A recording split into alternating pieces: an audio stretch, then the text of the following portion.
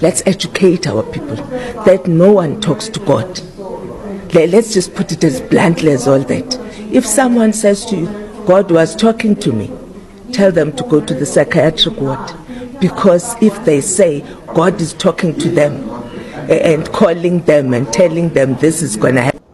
Because when I go to my mother's grave, I find another body there and I don't know Mkize, where this Mkize is coming from. And I'm like, ow, I'm here for my mother and my mother, is not responding. It's a massive thing. Some people need to go fetch the spirits of their loved ones. And when you go to this grave, you go home with the wrong spirit. I don't even want to find out what happens when you got a wrong spirit. And we are Mkwanas and busy calling Mkwanas, and this one is Mkizi.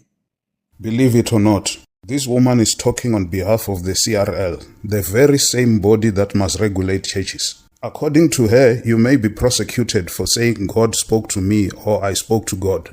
But in the contrary, she believes in going to the graveyard to speak to the spirit of her mother. This is the same woman who says we cannot hear from the spirit of God, but she believes she can talk to the spirit of her dead mother. What a contradiction. Some of us believed in the CRL for so many years because we wanted some kind of regulation to help uproot some of the evil that is happening in churches. But if this is the kind of regulation she's talking about, where Christian churches are restricted, but nothing is said about the Sangomas and those who are worshipping the spirit of the dead, what kind of regulation is this? Where you can be prosecuted for talking or hearing from God, but you are at liberty to speak to the spirit of a dead person. Come on, there is some evil agenda here. And when she explains the process of getting a license, she says when you apply for that license, your history will be looked into. So in other words, if you repented like Paul, who used to kill Christians, you would never get a license to be a preacher.